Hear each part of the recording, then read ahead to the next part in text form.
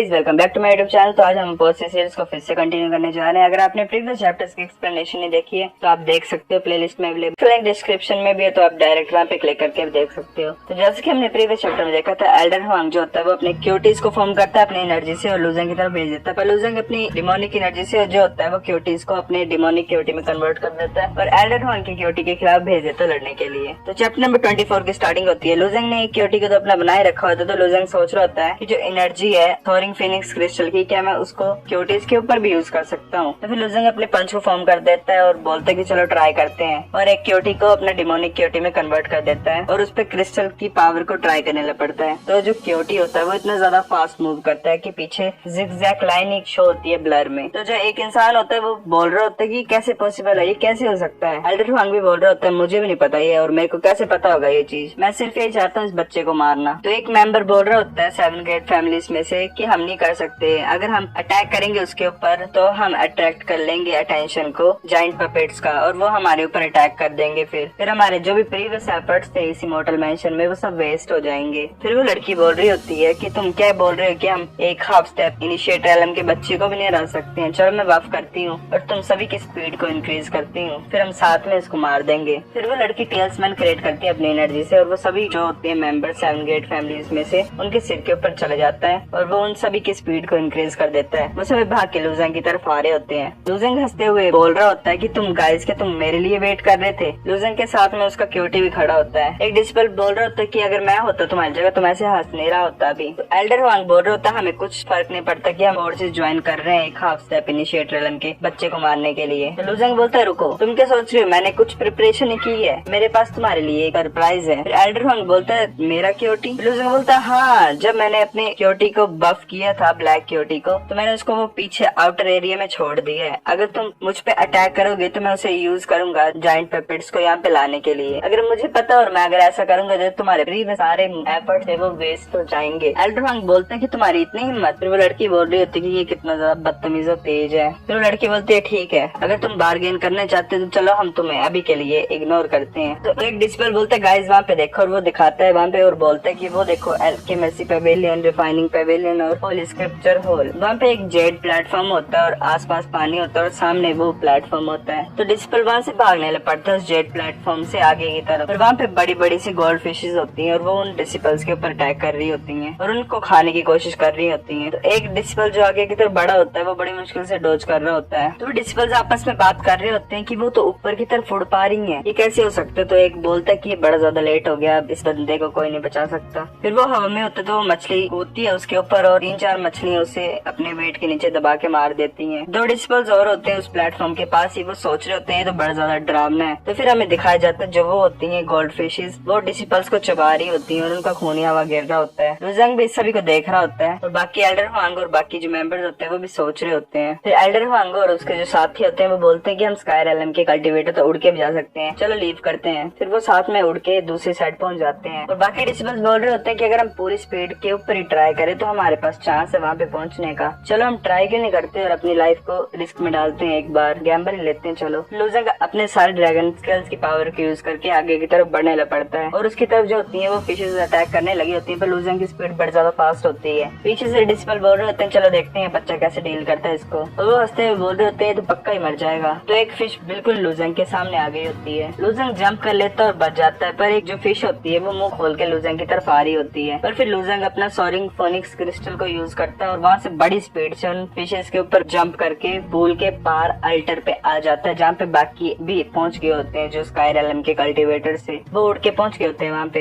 Elder Huang लूजेंग को देखता है और वो अटैक करने लगा होता है लूजेंग की तरफ। तब लूजेंग बोलता है कि जो ब्लैक क्यूटी है वो अभी मैंने बाहर छोड़ा हुआ है, मैं उसको यूज कर सकता हूँ जाइंट पपेट्स को यहाँ पे लाने के लिए। वो लड़की बोलती है एल्डर हुआंग को कि एल्डर हुआंग भूल जाओ इसे, हम इसको बाद में देखेंगे। फिर वो सभी उस अल्टर पे खड़े होते हैं, वहाँ पे एक फॉर्मेशन एक्टिवेट हो जाती है। लूजेंग बोलता है मुझे फॉर्मेशन याद है, ये की गैदरिंग वाली बुक में जो थी ये लिखी हुई थी और उसमें ये भी लिखा हुआ है कि इसे हम कैसे तोड़ सकते हैं। तो लड़की बोल रही होती है कि अब हम क्या करें, इसको कौन डिसाइफर करेगा इस फॉर्मेशन को। एल्डर हुआंग बोलता है कि मुझे कुछ भी नहीं पता इस फील्ड में, सो मुझसे मत पूछो। लूजेंग बोल रहा होता है कि मुझे ट्राई करने दो। एल्डर हुआंग बोलता है तू पहले अपने बचने की और अपनी जिंदगी की चिंता कर। वो लड़की बोलती है चलो मुझ पे छोड़ दो, मैंने फॉर्मेशन के बारे में पढ़ा है, मैं ऐसा नहीं बोल सकती कि मैं मास्टर हूँ, पर मेरे को थोड़ा बहुत नॉलेज है इसके बारे में। वो एक स्टैच्यू की तरफ अटैक करने लग पड़ते हैं। फिर हमें पता लगता है वो कौन क्वान पोर्शन पे अटैक कर रही होती है फॉर्मेशन के। लुजेंग सोच रहा होता है कि जो बुक है उसमें मेंशन किया गया था कि हमें क्वान पोर्शन में 3 टाइम्स ट्राई करना है। चलो देखते हैं अब सही तरीके से डिसाइफर कर पाती है फॉर्मेशन को कि नहीं। तो वो फॉर्मेशन को डिसाइफर कर देती है। तो वो डिसिपल्स बोल रहे होते हैं बाकी कि सिस्टर यून का नॉलेज तो बड़ा ज्यादा अमेजिंग है और एक्स्ट्रा ऑर्डिनरी है। वो कैसे नॉर्मली थोड़ा बहुत जानती है, वो तो बिल्कुल मास्टर बनने के पास में है। तो वो लड़की बोल रही होती है तुम्हें इतनी जल्दी खुश होने की कोई जरूरत नहीं है। फिर वो उन स्टैचूज को अकॉर्डिंगली मूव कर रही होती है और उनके पास पैटर्न फॉर्म हो रहा होता है। वो बोलते हैं कि जैसे जैसे हम एंड में पहुंचेंगे डिसाइफर करने के लिए फॉर्मेशन को, ये इतनी ज्यादा हार्ड और हार्ड बनती जाएगी और इसके कंसिक्वेंसेज भी इंक्रीज हो जाएंगे जैसे जैसे हम इसको सोल्व करते जाएंगे। तो अगर हम कुछ गलत कर देंगे तो हमें भुगतना भी उतना ज्यादा पड़ेगा। तब लुजेंग पीछे से चिल्लाता है, बोलता है कि रुक जाओ। तो एल्डर वांग बोलता है कि तुम क्या कर रहे हो बदतमीज बच्चे। तो लुजेंग बोलता है कि हमें डू पोर्शन में जो है वो स्ट्राइक करना पड़ेगा जिसके जो 4 स्टैचूज हैं। तुमने क्या गलत तरह से डिसाइफर कर दिया क्या इसको। तो वो लड़की बोलती है एक्चुअली मुझे नहीं पता वो 4 स्टैचूज थे कि 5 थे, पर 5 स्टैचूज मुझे ज्यादा करेक्ट कर रहे हैं। तो लुजेंग बोलता है वहाँ पे सिर्फ 4 स्टैचूज होने चाहिए थे, 5 गलत हो गया है। तो डिस्पल बोल रहा होता है कि चलो 5 स्टैचूज को यूज करते हैं। जैसे सिस्टर यून ने उसकी बात सुनते हैं हम। सिस्टर यून इस बच्चे की बात मत सुनो, ये तो बकवास से करता रहता है ऐसे ही। तुम इस बच्चे को अपने थॉट्स के साथ छेड़खानी नहीं करने देनी चाहिए। एल्डर वांग बोलता है कि बच्चे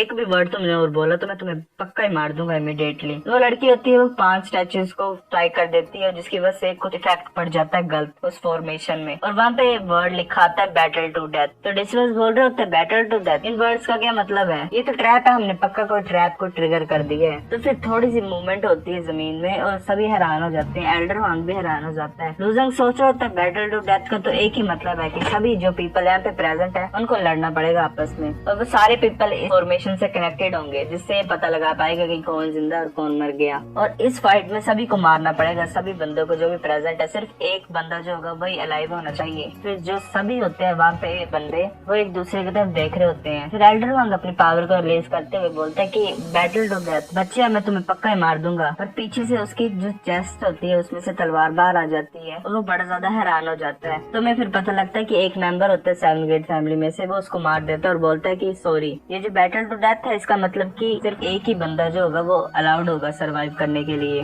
और वो पक्का मैं ही हूँगा। फिर जो डिसिपल्स होते हैं और मेंबर्स होते हैं 7 गेट फैमिलीज के वो आपस में लड़ने लग पड़ते हैं। तो एक डिसिपल लुजेंग की तरफ देख के सोच रहा होता है कि जो बच्चा है ये अभी तक नहीं मरा, ये तो सिर्फ हाफ स्टेप स्काईरेलम का कल्टिवेटर है, चलो वैसे अभी के लिए इग्नोर करता हूँ। फिर एक जो मेंबर होता है 7 गेट फैमिली में से वो ईगल फॉर्म करता है अपनी इनिशिएट एनर्जी से, तो दूसरे की तरफ अटैक करने लगा होता है। लुजेंग उसकी तरफ हेवनली डीमन ब्रेकिंग पंच को यूज करता है और उस ईगल को अपने डिमोनिक ईगल में कन्वर्ट करके कंट्रोल करने लग पड़ता है। तो डिस्पल्स बोल रहे होते हैं बच्चा बड़ा ज्यादा अनोइंग है। तो दूसरा बोल रहा होता है तू अपनी चिंता कर, इसकी चिंता मत कर। तो फाइट कर रहे होते हैं आपस में। लुजेंग एक की तरफ फाइट कर रहा होता है। तभी डिसिपल एक उस लड़की को बोल रहा होता है कि सिस्टर यून तुम्हें यहाँ पे एस्केप करने की कोई जरूरत नहीं है, ऐसे क्यों नहीं करते कि तुम हमें थोड़ा सा एंटरटेन कर दो जिससे पहले हम तुम्हें मार दे। तो वो लड़की बोलते तुम्हारी इतनी हिम्मत, अगर ये न्यूज बाहर फैल गई ना तो तुम्हें पता है यू फैमिली तुम्हें फॉरबिड कर देगी तुम्हारी फैमिलीज को प्रोटेक्ट करने से। तो वो बोलता है कि तुम क्या सोच रहे हो कि कोई यहाँ पे बच्चे का भी न्यूज को स्प्रेड करने के लिए। वो लड़की सोच रही होती है कि 7 ग्रेट फैमिलीज के जो बंदे हैं वो इतने ज्यादा बेकार क्यों है, इससे अच्छा मैं इस बच्चे की हेल्प करती हूँ। फिर वो लड़की होती है वो लुजेंग को पावर अप दे देती है जिसकी वजह से उसकी पावर इंक्रीज हो जाती है और वो बोलती है कि बच्चे अब जो बच्चा लास्ट का वो सब तुम्हारे ऊपर है। और वो लड़की वहीं पे मर जाती है और अपनी सारी पावर जो होती है वो लुजेंग को दे देती है थोड़े टाइम के लिए। तो एक डिस्पल बोल रहा होता है मरते वक्त भी तुम आराम से नहीं मरना चाहती हो ना, और उसे पीछे से एक और बंदा मार देता है और वो बोल रहा होता है कि सेकंड ब्रदर तुमने मुझे ऐसा मारा क्यों। तो उसी का छोटा भाई होता है वो बोल रहा होता है कि बिग ब्रदर मुझे माफ कर दो, यहाँ पे सिर्फ कोई एक ही बंदा जो होगा वो सर्वाइव कर पाएगा और मैं नहीं चाहता कि तुम मेरे फाइनल ओपोनेंट बनोगे। तुम्हें चिंता करने की कोई जरूरत नहीं है, मैं तुम्हारी फैमिली का ध्यान रखूंगा। तो गाइस चैप्टर नंबर 24 इतना था। अगर आपको वीडियो पसंद आई तो लाइक करनी भी, फिर भी लाइक कर दो, शेयर करो, अपने दोस्तों के साथ कमेंट करके बताओ अगर आपको वीडियो पसंद आई है कि नहीं। सब्सक्राइब करो, तब तक के लिए बाय।